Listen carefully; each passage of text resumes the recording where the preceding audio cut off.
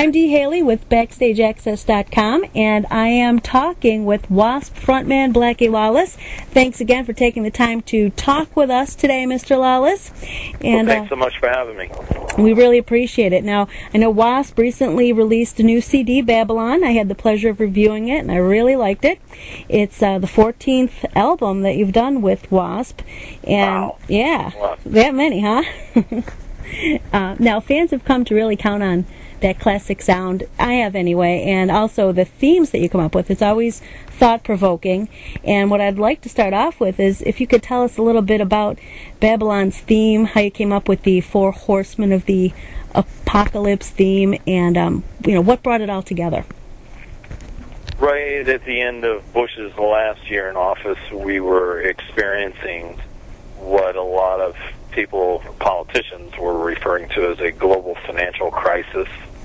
And crisis in political terms is code for watch out for your wallet, because it's the word that they use to try to figure out how to take some sort of freedom away from you, and that freedom is usually tied to your bank account somehow. But nevertheless, I was listening to them, and I was also watching what was happening in the EU at the same time in Europe. And there was guys meeting in Brussels and discussing what was going on over there in the European community.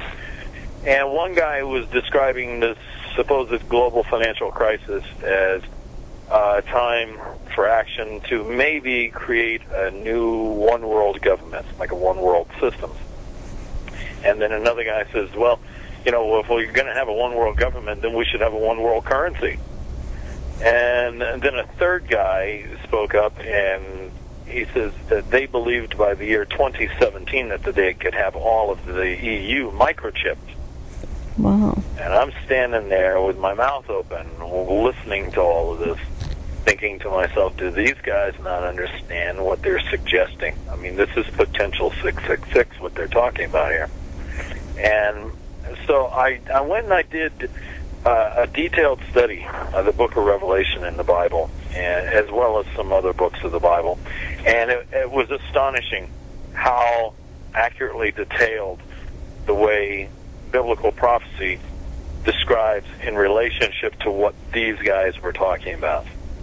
And I just found it fascinating. So, like I said, and something everybody should do, don't take my word for it, do what I did. Because after I heard these guys say this, I went online and I Googled microchips, and I was astonished as to what I saw come up. It's much farther along than I had any idea that it was. So, I encourage anybody to listen to this right now. Just take 5 minutes and just look at what's out there right now. Even in this country, there's things happening right now. They're absolutely astonishing. Will make the hair stand on your head.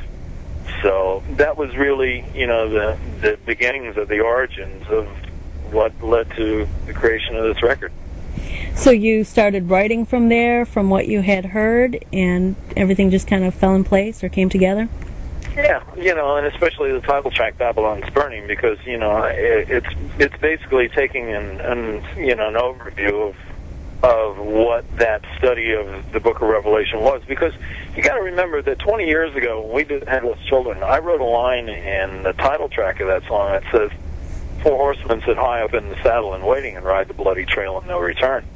And I'm listening to these guys talk, a year and a half ago, and I'm thinking to myself, are we now, it's 20 years later, are we now closer to that potential Armageddon type scenario now than we were then?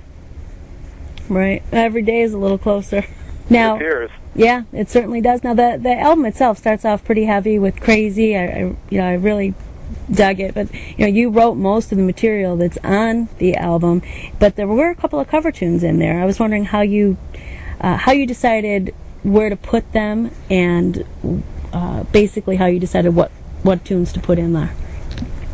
You did Burn, well, I think that was from Deep Purple. Right, and the Deep Purple track. But we also did an old Chuck Berry song, and neither one of those were really designed to be on the record. It was one of those kind of things that almost becomes an afterthought.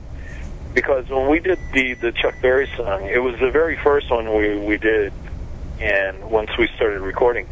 And it was kind of one of those things, when you haven't been in the studio for a while, it's kind of the thing that, you want to kind of ease into the process of recording, get your feet wet again, and get comfortable with something that's relatively easy, and, just refamiliarize yourself with the process of recording again, because playing live and recording are two completely different universes. And so, doing something like, the old Chuck Berry track was kind of like putting on the training wheels, to go back in and start recording again. But it was one of those kind of things that it turned out really good when it was finished. And, especially overall with the record itself, the record takes you to a relatively dark place. But at the end, the idea of the promised land, it's like, we're saying to you, well, there's a glimmer of hope here, and what better place better destination to drop you off at than the promised land, And I would love to take credit for that, to tell you that this was all part of a big master plan of the way that the whole record was put together, but it wasn't. Well, you had me fooled. No, it was just, believe me, I would love to take credit for that, but I can't, because it was one of those kind of things that, it just revealed itself as we were getting towards the end. It was like, I looked at it and I went, oh man, this is just too perfect not to be used like this.